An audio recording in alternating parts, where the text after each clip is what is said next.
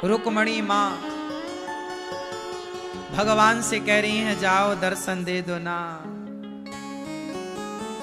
कुछ ऐसी कृपा करो कि वो मित्र मेरे पास आए।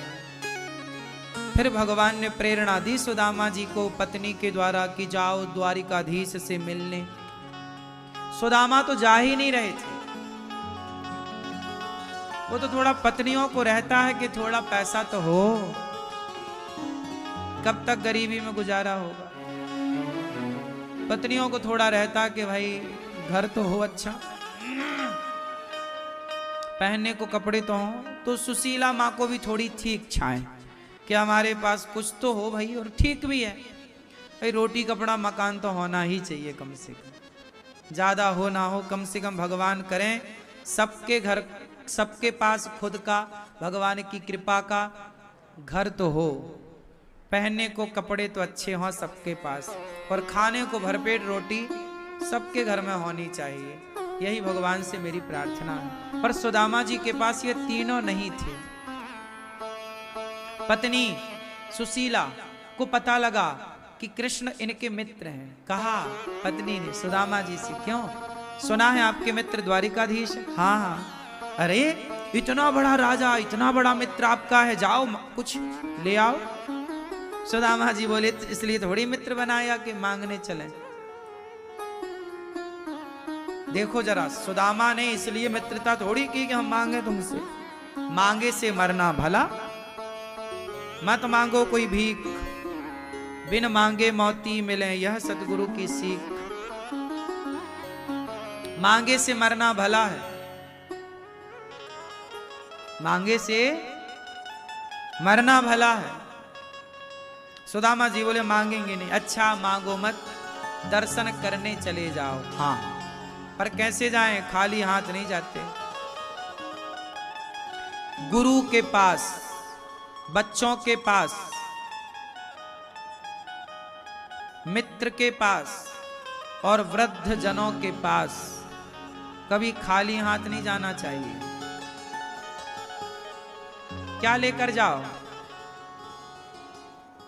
बताओ क्या लेकर जाओ? बच्चों के पास जाओ तो कुछ लड्डू वड्डू लेके जाओ, क्योंकि बच्चे जब मौसी आती थी ना मेरे घर में, बहुत पुरानी बात, देखो बच्चे थे ना हम, तो पूरा बालपन का आनंद तो लिया है। हमारे यहाँ मौसी जब आती थी हमारी, या बुआ, तो बुआ आए, वो पानी वानी बाद में पूछते थे, पहले झोले की चैन खोलते थे। चाबी कहाँ बुआ? ताला यदि लगाए रखे बुआ, चाबी मांग के पूरा उसके कपड़े पड़े बाहर, यहां पड़े वहां, क्या है मेरे लायक पहले ये बताओ, क्या लाई हो? तो बुआ कभी ले आती लड्डू ले आती, कभी कुछ ले आती, कभी कपड़े वपड़े ले आती हम लोगों के लिए, तो बड़े खुश हो जाते। तो बच्चे जहां हो वहां जाओ तो जरूर बच्चों के लिए कुछ ना कुछ खाने के लिए, भले मिश्री के दाने ही ले जाओ। बच्चों के पास जाओ तो खाली हाथ ना जाओ, क्योंकि बच्चे कुछ ना कुछ खाना चाहते नहीं। सही है कि बात गलत है? आप लोग कौन लोग ऐसे मेरी तरह रहे हैं कि बुआ मौसी आए तो झोला पूरा देख लेते थे? तो तुम भी हमारी बिरादरी के हो, बिरादरी एक है।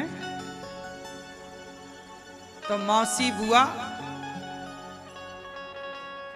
बच्चों के पास जाओ तो कुछ लेकर जाओ, मित्र के पास जाओ तो कुछ लेकर जाओ। मित्र के पास जाएं तो क्या लेकर जाएं? मित्र के पास जाओ तो भगवान का प्रसाद लेकर के जाओ। बहुत दिनों बाद जा रहे हो, मित्र के लिए कोई अंग वस्त्र ही लेकर जाओ, एक दुपट्टा ही लेकर चले जाओ। भगवान के द्वार पर जाओ तो भी कुछ लेकर जाओ, क्योंकि कहते ना खाली आए हो तो फिर खाली जाओगे, और भर के लाए हो तो भर के ही जाओगे।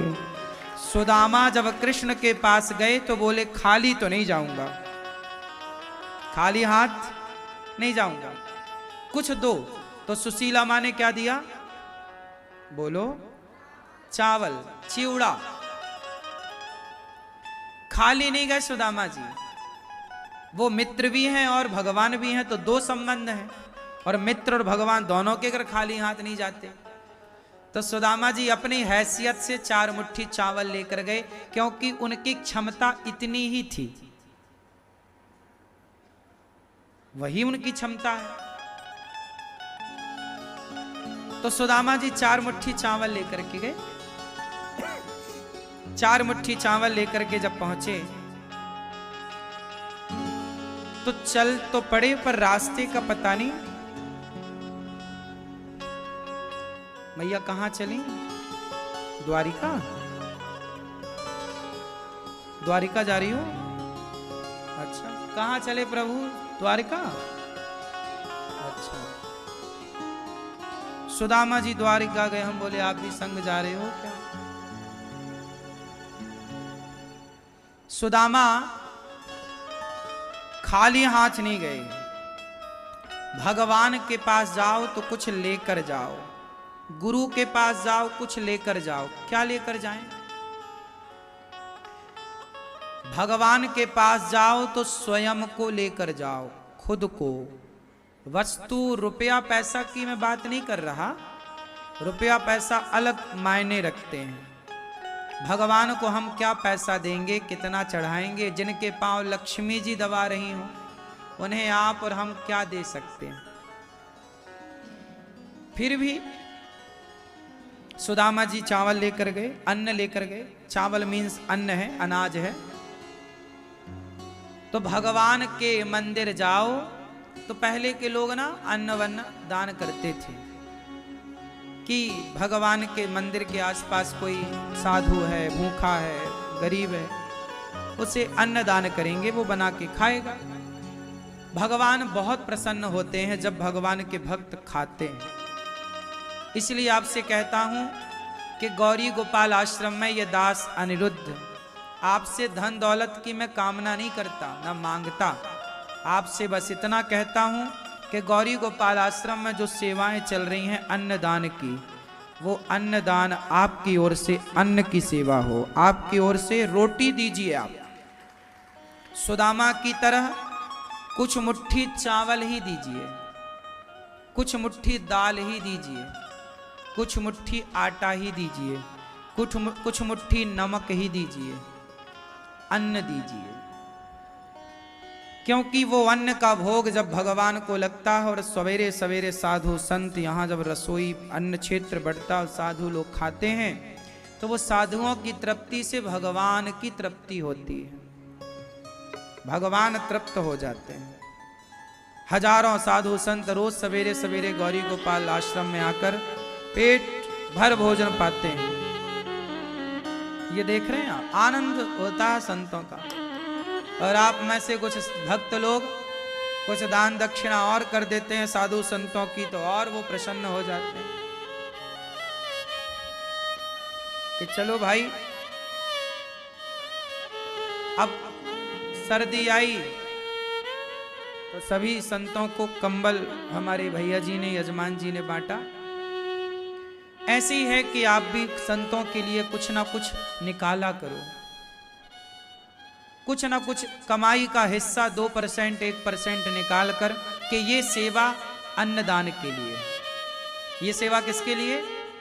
अन्नदान।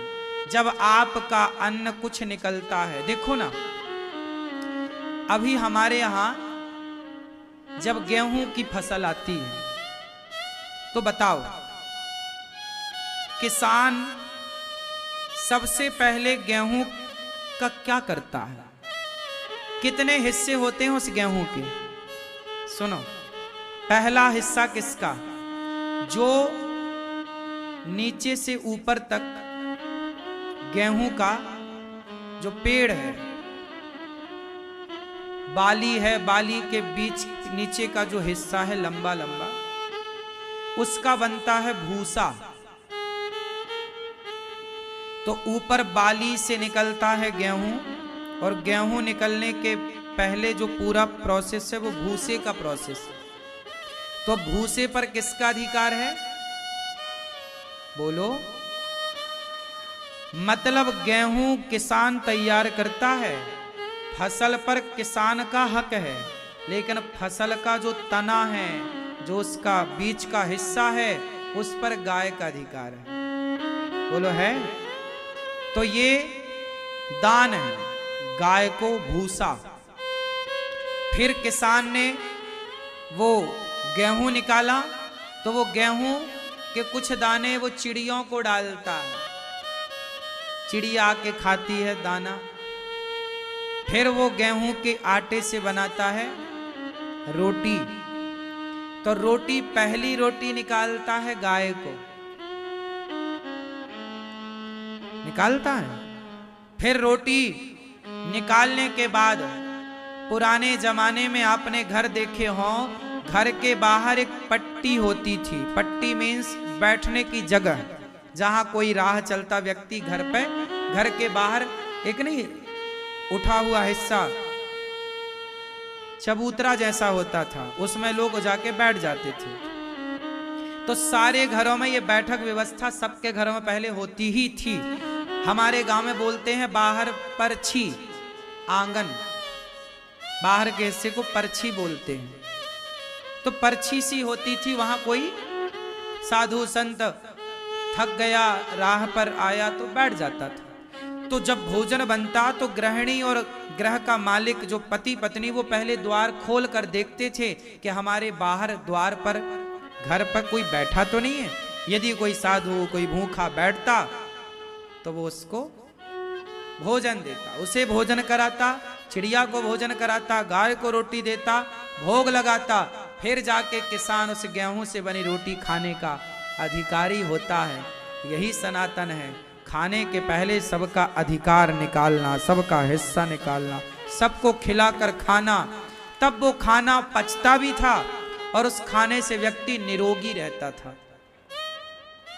आजकल आदमी दूसरों का भी हड़प के खा जाता है, हाँ या ना? इसलिए आपसे मेरी प्रार्थना है कि ये बच्चों को भी बताना कि बेटा जो पैसा कमाओ उस कमाई का 2%, कमाई का 98%। अच्छा बताओ आपकी कमाई पर कितने परसेंट सरकार टैक्स लेती है? सरकार आपको बिजली देती है, सरकार आपको सड़क देती है, सरकार आपको पानी देती है, तो इसका टैक्स लेती है। इस देश में रहने का भी टैक्स है और इनकम टैक्स अलग है। कितने % टैक्स है हमारे देश में? बोलो 30%। कितने %? 100 रुपए आप कमाते हैं तो सरकार बोलती है कि 30 रुपए आप हमें दो, बचे आपके 70 रुपए। क्यों जी? भारत में कमाई पर इनकम टैक्स 30% है या नहीं? 5-10 लाख तक की छूट भी है, सरकार ने दे रखी है कि साल भर में यदि आप 5 लाख 10 लाख कमाते हैं तो उसका टैक्स नहीं लगेगा, पर 10 लाख से ज्यादा कमाते हैं आप तो 30% टैक्स है आपका। सरकार को 30% देना पड़ता है। जिसने आपको बिजली दी, पानी दिया, लेकिन जिसने सूर्य का प्रकाश दिया, और फसल तैयार करने में सूर्य के प्रकाश की कितनी बड़ी भूमिका है। जिस परमात्मा ने बारिश ना की होती तो तुम्हारी धान गेहूं क्या होता?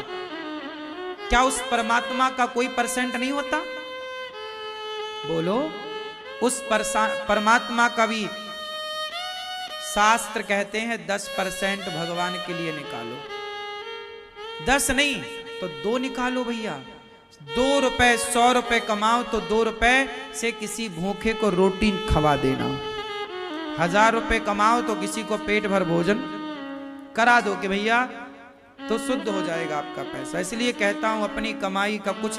आज मुझे एक दादाजी मिले, यहाँ है कि नहीं, बोले कि अब मैं जो भी कमाऊंगा, मैं अपनी कमाई से हर महीने मैं 5000 रुपए हर महीने गौरी गोपाल में संतों की सेवा के लिए भेजता रहूंगा। हर महीने 5000 रुपए। बोले मेरी कमाई का मैं कुछ हिस्सा दान में लगाऊंगा जब तक जीऊंगा। मैंने कहा यही पुण्य जुड़ जुड़ के आखिरी में काम आएगा। एक निश्चित बना लो बच्चों को बता दो कि बेटा कमाई का सारा खुद ना हड़प जाओ, खुद ना गप कर लो, कुछ हिस्सा निकालना सीखो। जैसे चोर, यदि आप इनकम टैक्स जमा नहीं करते सरकार आपको चोर मानती है, आप चोर हैं, सरकार चोर मानती है ना। इनकम टैक्स चोरी की है आपने, पैसा नहीं दिया, सरकार चोर मानती है, वो आपको क्षति भी पहुंचा सकती है, सरकार आपको जेल में भेज सकती है, इत्यादि कानून है।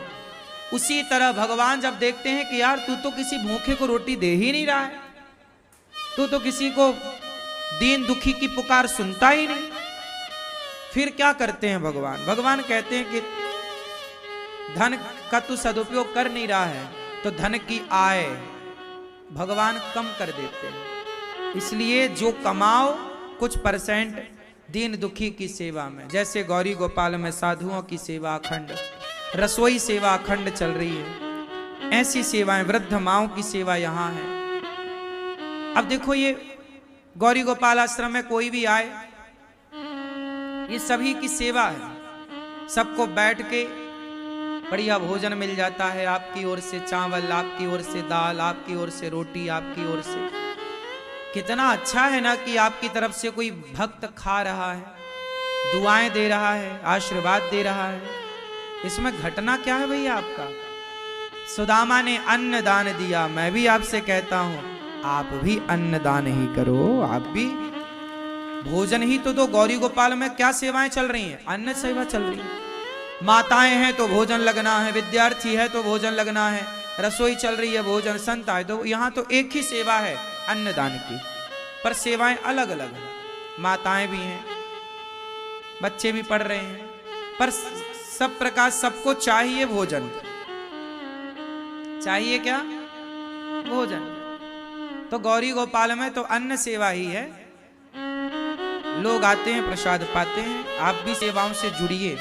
मैं गारंटी लूंगा इस बात की कि यदि आपने अपने धन को धर्म से जोड़ा तो आपका धन बढ़ना स्टार्ट होगा, देख लेना, प्रैक्टिकल कर लो, फिर आप मिलना कि देखो हमारा धन बढ़ा।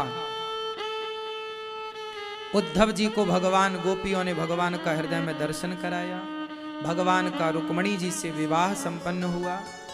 भगवान कृष्ण का जो दूसरा विवाह है ना, वो विवाह भगवान का जामवंत की बेटी जाम्बवती से हुआ। तीसरा विवाह भगवान का सत्यभामा, चौथा यमुना जी से, पांचवा विवाह भगवान का मित्रविंदा से हुआ, छठवा सत्या से, सातवां भद्रा से, आठवां लक्ष्मणा से। एक भौमासुर नाम का दैत्य था, उसने 16,100 कन्याओं को बंदी बनाया।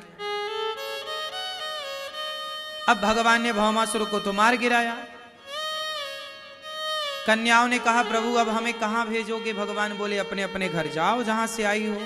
बोले अब हम इस पर पुरुष के पास रही हैं वर्षों, इसने हमारा किडनैप किया, बंदी बनाया, अब हम घर जाएंगी तो समाज कहेगा कि तुम पराये मर्द के पास रहकर आई हो, हमारे चरित्र पर लांछन लगाएगी ये दुनिया। तो जिन नारियों को समाज सम्मान के साथ स्वीकार नहीं कर सकी, जिन नारियों को सम्मान नहीं दिला सका समाज, उन नारियों को सम्मान के साथ जीने का अधिकार दिलाया है भगवान ने। उन सबसे विवाह कर लिया। भौमासुर के बंधन में कितनी स्त्रियां थी? 16,100।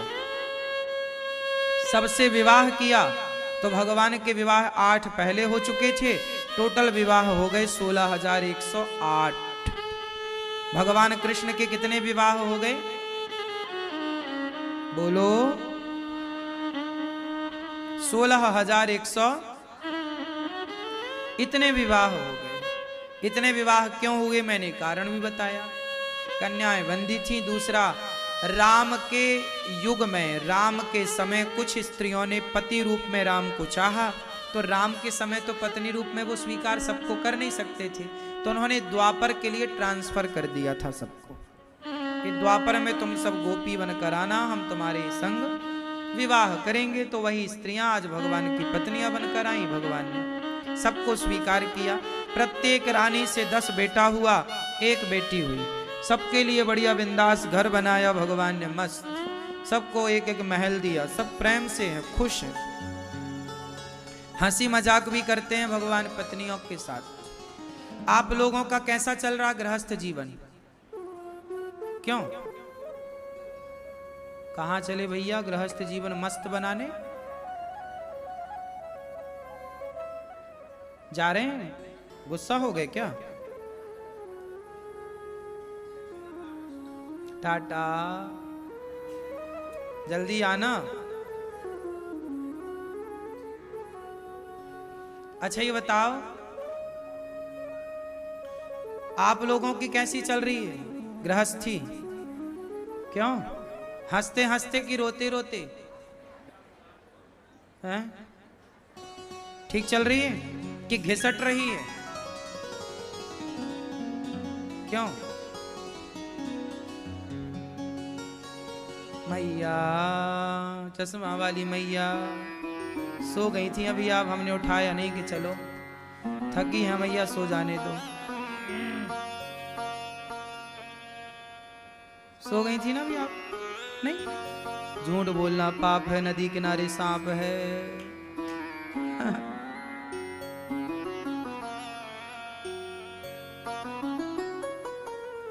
अब हम नहीं उठाते जल्दी से कि चलो भैया काहे उठाएं, तुम्हारा सुख हम क्यों छीने। सुनो, भगवान गृहस्थी में ना खुश है। जिंदगी में गृहस्थी में कैसे रहना चाहिए? हैप्पी, पत्नी के साथ बच्चों के साथ खुश रहो। खुश रहने का मंत्र क्या है? क्या करें कि खुश रहें? खुश रह सकें आप, इसके लिए क्या करें? आप क्या करती हैं खुश रहने के लिए? खुश रहती हैं कि रोती रहती हैं? पति अच्छे हैं आपके? देखने में अच्छे हैं कि स्वभाव में? देखने में, और तो कोई नहीं देखता। ध्यान रखना कोई और ना देख ले अच्छे हैं तो। अच्छा हमें दिखाओगी? हाँ अच्छा, अभी आ रहे हैं ग्वालियर, परसों से ही कथा है ग्वालियर में, परसों से कथा है। और ददरउआ धाम में भी कथा है परसों से। सवेरे 10 बजे से ददरउआ में होगी और शाम को ग्वालियर में होगी। एक समय पर एक ही तारीख में 2 कथाएं, सुबह भी 3 घंटे, शाम को भी 3 घंटे। ददरउआ में भी है, भिंड में, और शाम को। हाँ बड़ा गांव, तो गांव बड़ा है, बहुत बड़ा है, नाम है। तो आप बड़े गांव की हैं, तो आप आओगी मैया कथा में? आओ। तो सभी ग्वालियर वालों को बोलना कि कथा में आए, और भिंड वाले ददरउआ वाले भक्त भी आए, कथा सुने बिंदास। 2 कथाएं हैं एक साथ, एक ही तारीख पर। दोनों कथाएं आप टीवी पर देख पाएंगे। एक श्रद्धा टीवी पर देख पाएंगे, एक साधना टीवी पर देख पाएंगे। यूट्यूब पर दोनों देखेंगे। तो भगवान बहुत प्रसन्नता से गृहस्थी चलाते। प्रसन्न रहने का मंत्र क्या है? प्रसन्न रहना है जीवन में तो क्या करें? आप खुश हैं अपने गृहस्थ से, परिवार से?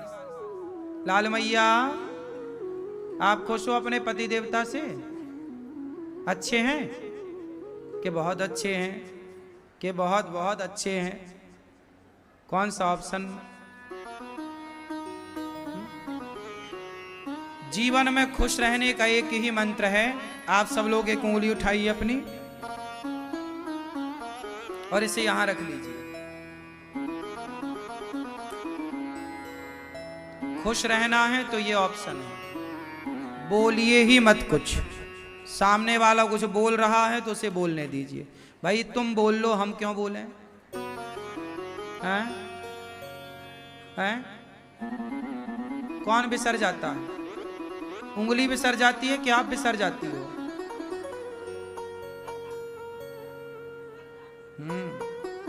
मैया अब नहीं बिसरना। भूले बिसरे गीत सुना करो, नहीं बिसरोगी।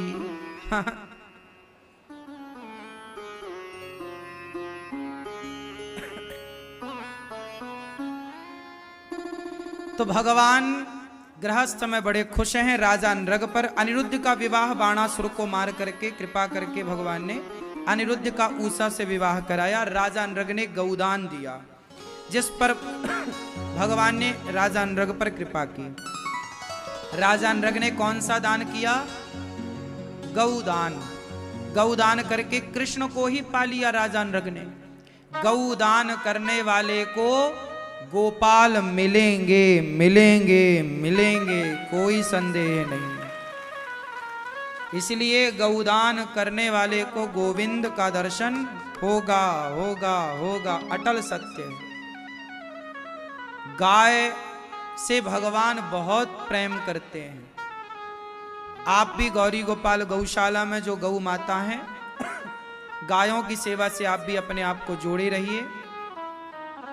गाय को चारा दीजिए, भूसा दीजिए। गाय गौरी गोपाल गौशाला में आकर के बच्चों का तुला दान भी कर सकते हैं आप। बच्चों के वजन का चारा गाय को खिलाओ, ताकि बच्चों के जीवन में जितनी भी अला बला परेशानी परेशानी हो, सब गाय खा के उसका चारा पचा दे तो बच्चों के संकट भी टल जाते हैं। ऐसी पुरानी बहुत शास्त्रों में भी इसकी बड़ी, पर आज एक साधु जी आए, उन्होंने भी कहा कि तुला दान, तो उन्होंने भी अपना तुला दान किया। तो आप लोग भी अपने बच्चों का, सबका शास्त्रों में इसका प्रमाण है तुला दान। आपने सुना होगा एक बार सत्यभामा जी ने भगवान कृष्ण का तुला दान किया था। ये सुना है कि नहीं आप लोगों ने? किस किसने सुना है? सुना ही है तो फिर अब क्या सुनाए हैं? अच्छा, एक बार माता सत्यभामा को बड़ा घमंड आ गया, तो बोले मेरे पास बहुत सोना है, संपत्ति है। तो नारद जी आए। नारद जी बोले कि आपके पास बहुत पैसा है, बहुत सोना है। हाँ, क्या कृष्ण के बराबर सोना है? सत्यभामा जी बोली कृष्ण का वजन तो 80 किलो होगा, और क्या, हमारे पास तो बहुत सोना है। अच्छा रखो तराजू में। एक तराजू में भगवान कृष्ण को बिठाया, एक तराजू में कृष्ण को बिठाया, और मां सत्यभामा ने अपना सारा सोना रखा। हुआ क्या था कि नारद जी ने कहा, नारद जी को भोजन कराया सत्यभामा जी ने। तो नारद जी भोजन करके बोले कि चलो हमने भोजन किया, अब हमारी दक्षिणा दे दो। सत्यभामा बोली कि आपको क्या चाहिए? तो नारद जी बोले हम क्या चाहेंगे, हम तो कृष्ण के भक्त हैं, आप एक काम करो कृष्ण ही दे दो दक्षिणा में। तो सत्यभामा माँ ने दे दिया, लो आपको मैंने कृष्ण दिए। अब नारद जी ले गए, कृष्ण का हाथ पकड़े, चलो। सत्यभामा जी बोली आप कहाँ लेके जाने लगे? बोले आपने ही तो दे दिया, संकल्प कर दिया, अब हम लेके जा रहे हैं। अब ये हमारे, हमने ले लिया, आपने दे दिया, अब ये हमारी वस्तु हैं, हम जहां चाहें रखें। अब तो लेके, अब सत्यभामा लगी रोने, हे भगवान हमारे पति लेके जा रहे हो आप। नारद जी बोले हमने थोड़ी लिया, अब आपने दिया है, आपने कहा कि ले लो, कृष्ण ले लो, तो हमने ले लिया। अब नारद जी चले। अब सत्यभामा रोई। रुक्मणी जी बोली क्या, रुक्मणी जी से पूछा सत्यभामा जी ने क्या करें? नारद जी को, महाराज कुछ बताओ क्या करें क्या करें। तब तो नारद जी बोले अच्छा एक काम करो, या तो हमें कृष्ण दो, या तो कृष्ण के वजन का सोना दो। सत्यभामा बोले ये पक्की बात। तराजू बांधी, एक पलड़े पे कृष्ण को रखा, दूसरे पलड़े पर सत्यभामा माने अपना, उनको तो था कि मेरे पास तो बहुत सोना है, खूब सोना रखा, खूब सोना रखा, खूब। लेकिन भगवान तुले ही नहीं। सत्यभामा मां का सारा सोना, चूड़ियां भी कुछ उतार के रख दी, पर भगवान की बराबरी सोना कहां करे भैया। रुक्मणी मां की तरफ गई, मां अब तो कुछ कृपा करो। पूरा सत्यभामा मैया का अभिमान समाप्त हो गया। रुक्मणी जी ने कहा सत्यभामा बहन, ये जो कृष्ण है सोने से ना तुलेंगे कभी, प्रेम से तुल जाएंगे। तो क्या करूं? बोले तुलसी का पत्ता उठाओ और प्रेम से श्री कृष्ण कह करके तराजू में रख दो दूसरे पलड़े पर। जब रखा तो एक तुलसी के पत्ते पर तुल गए भगवान। सत्यभामा मैया को इस बात का घमंड था कि मैं बहुत पैसा मेरे पास है, क्योंकि इनके पिताजी बड़े पैसे वाले थे। सत्यभामा के पिताजी बड़े धनवान, तो वही पिता का थोड़ा बहुत तो बेटी में प्रभाव आ ही जाता है कि भाई हमारे पिताजी बड़े पैसे वाले। और उनके पिताजी के पास एक मणि थी सूर्य भगवान सत्राजित, वो 100 किलो सोना रोज देती थी, तो पिताजी 50 किलो बेटी की तरफ रोज सप्लाई कर देते थे। बाप भी बढ़िया था, 50 किलो सोना रोज देता था, तो बेटी को तो आ ही जाएगा कि भाई अपने पैसे से द्वारिका चल रही है। तो वो थोड़ा ज्यादा घमंड में रहने लग गई। लेकिन बाद में फिर जब तुलसी के पत्ते से तौले तब पता चला कि प्रभु सोने से नहीं प्रेम से पत्ता चढ़ाओ तो तुल जाते हैं भगवान। तब नारद जी ने उनके अभिमान को नष्ट करने ये सब लीला रची भगवान जी ने, और भगवान का भी तुलादान हुआ। फिर वो सोना जो भगवान के उसमें था सब दीन दुखियों में गरीबों में बांटा गया। सत्यभामा जी ने अपना सारा सोना बांट दिया कि अब मुझे सोना नहीं, मेरा तो कृष्ण ही सोना है, हमारे प्रभु ही सोना है। सोना बांटा गया कि मेरे कृष्ण की आयु और बढ़े, ये सदा सुखी रहें, स्वस्थ रहें। तो कुछ लोग स्वर्ण दान, मतलब सोना एक पलड़े पर तुलादान सोने से, अब आप सोने से तो करो नहीं, तो चारे से करो कि गाय आपके बराबर का तुलादान चारा खाए। गुड़ का तुलादान कर सकते हैं, गेहूं का तुला, हर चीज का अलग अलग महत्व भी है कि आप इसका करें तो ये संकट के लिए, ये कष्ट के लिए, ये बरकत के लिए। ये गुड़ करने से, गुड़ का तुलादान करने से रिश्तों में मिठास आती है। चारा का तुलादान करने से जीवन हरा भरा रहता है। सबके अलग अलग महत्व हैं, स्वर्ण का अलग है, चांदी का, जो श्रद्धा है फिर सबकी। तो आप लोग भी तुलादान गौ सेवा कर सकते हैं। पौंड्रक काशीराज पर भगवान ने कृपा की, जरासंध के जेल से 20,800 राजाओं को मुक्त कराया। भीम भैया ने जरासंध को 20 से फाड़कर एक भाग इस तरफ एक भाग इस तरफ फेंका। शिशुपाल ने 100 गालियां दी, क्षमा 101 भी हुई, सिर काटा। शाल्व और दंत वक्र का भगवान ने उद्धार किया। सुदामा जी जब 4 मुट्ठी चावल लेकर द्वारिका गए तो द्वारिका के द्वार, द्वारिकाधीश के द्वार तक पहुंचे। अच्छा ये बताओ, सुदामा जी जब द्वारिकाधीश के द्वार तक पहुंचे तब तक सुदामा की स्थिति कैसी थी? गरीबी की हालत थी। देख सुदामा की दीन दशा, करुणा करके करुणा ने, धोती फटी सी लटी दुपटी, फटे पुराने कपड़े।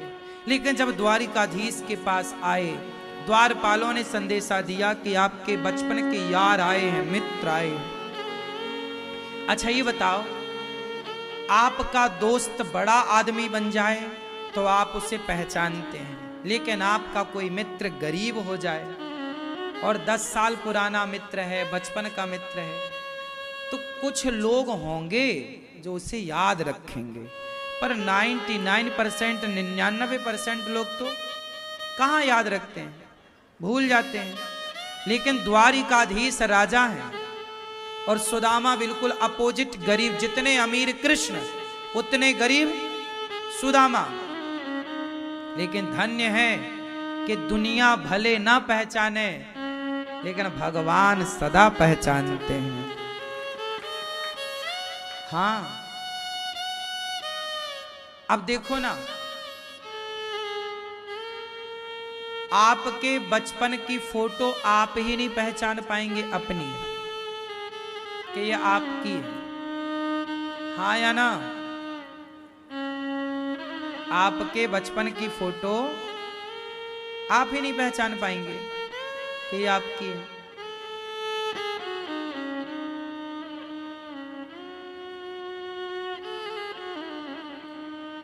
लेकिन आप भले अपने आप को ना पहचान पाए, भले आपके अपने आप को ना पहचान पाए, पर भगवान कहते हैं कि यदि तुमने मेरे से रिश्ता जोड़ा है तो जगत छोड़ सकता है, जगन्नाथ नहीं छोड़ सकते। सुदामा के लिए दौड़ पड़े। जब द्वारपाल ने कहा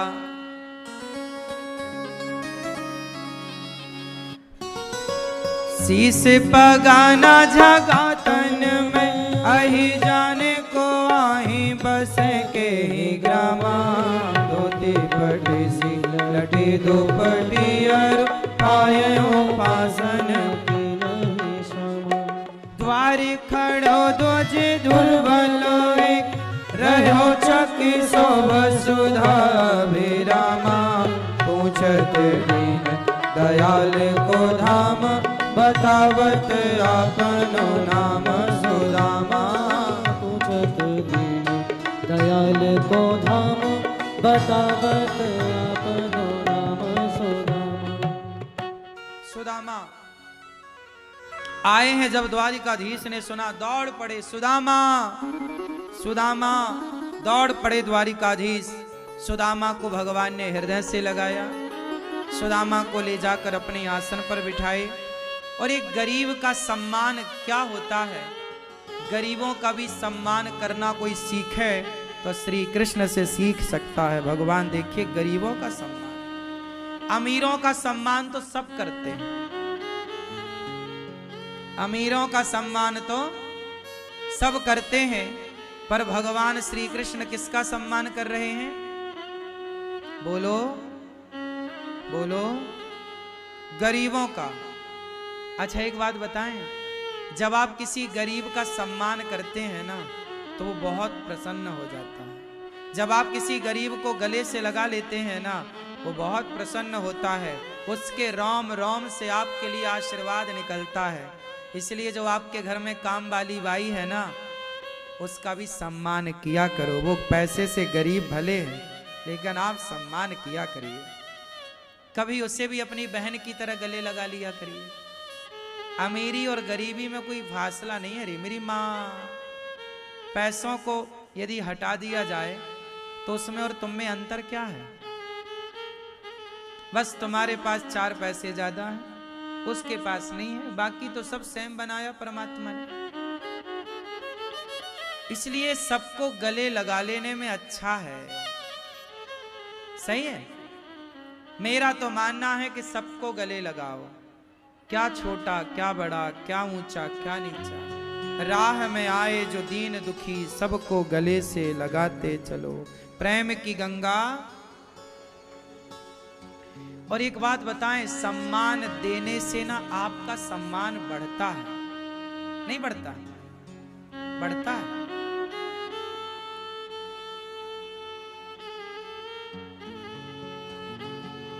मुझे तो भाई सबसे मिलना और सबको गले लगाना, सबसे बात करना। मैं अमीरी गौरी गोपाल में देखिए कोई अमीरी गरीबी का फासला नहीं है, कोई जाति का फासला नहीं है।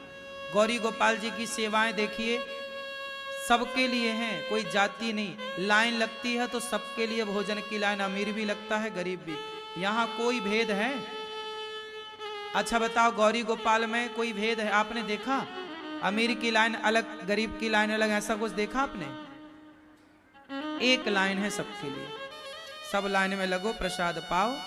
हाँ, कोई बूढ़ा है बुजुर्ग है नहीं चल पाता, उसकी हम सब हेल्प करते हैं कि भाई तुम जाओ प्रसाद पाओ, तुम यहाँ बैठो। यहाँ बूढ़ा बुजुर्ग है वो अलग विषय है, पर कोई जाति या अमीरी या गरीबी का यहाँ कोई नहीं भेद है। यहाँ सब देखिए एक साथ आप बैठे हैं, आप में कितने लोग अमीर हैं, आप में कितने लोग गरीब हैं, आप में कितने लोग सब अलग अलग जातियों से हैं, लेकिन हम जातियों पे ना बटकर हम सनातनी एक हो करके, और हम भी अपने घर परिवार गांव समाज का भी जातवाद समाप्त करें। मिलजुल के आओ, जातवाद की दीवारें गिराएं, ऊंच नीच की दीवारें गिराएं, मिलजुल के रहें। जैसे गौरी गोपाल में हमारी माएँ, ब्राह्मण माँ भी यहाँ रहती, क्षत्रिय माँ भी, वैश्य माँ भी, शूद्र माँ, मैं सबके पांव दबाता हूं। मैं तो भेद नहीं करता। जब मैं भेद नहीं करता, भगवान भेद नहीं करते, तो आप भी मत करो। सुदामा को भगवान ने अपनी आसन पर बिठाकर अपने नेत्रों के जल से पांव धोए। ये भगवान का स्वभाव है। भगवान अपने भक्त के लिए इतना भाव रखते हैं। सुदामा क्या लाए हो? चावल छीन लिया भगवान ने, खाए पहली मुट्ठी, रुक्मणी जी ने दूसरी मुट्ठी में हाथ पकड़ लिया। एक मुट्ठी चिवड़ा खाए हैं और एक मुट्ठी खा के भगवान ने सृष्टि के जीव मात्र को तृप्त कर दिया। सुदामा से इतना सा लिया और बदले में सुदामा जी को इतना सारा। भगवान कहते हैं हम तुमसे इतना सा लेंगे, आप दो पहले फिर हम देंगे। सुदामा को भी पहले देना पड़ा। पहले आप देने का भाव रखो। जब आपके अंदर देने का भाव होगा तो भगवान आपको छप्पर फाड़ के देने को तैयार है। अन्न दान किया ना सुदामा ने मुट्ठी भर। देखो इतना बड़ा धन धान्य दिया, जितना वैभव इंद्र का उतना वैभव सुदामा जी को किसने दिया? भगवान जो दे सकते हैं ना, तुम्हारा पिता भी नहीं दे सकता।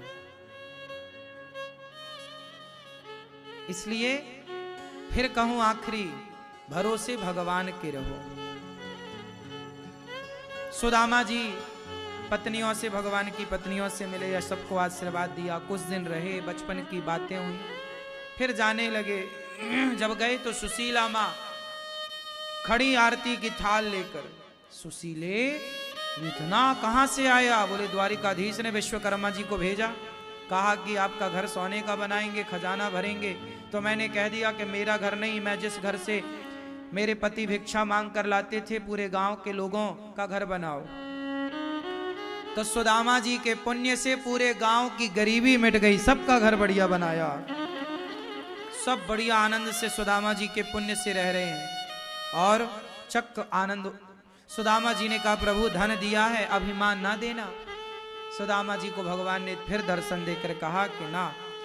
अच्छा ये बताओ, सुदामा जी के पास इतना धन आ गया, लेकिन है तो दोनों बुढ़ा बुढ़ी, और बुढ़ापे में धन आए तो उसका मजा क्या है? बुढ़ापे में उसका कोई, अब बुढ़ापे में भूख ही नहीं लगती तो खाएगा क्या? बुढ़ापे में कोई ताकत नहीं है तो आनंद कैसे लेगा? तब भगवान कृष्ण ने सुदामा जी और सुशीला मां को जवानी दी। क्या दिया?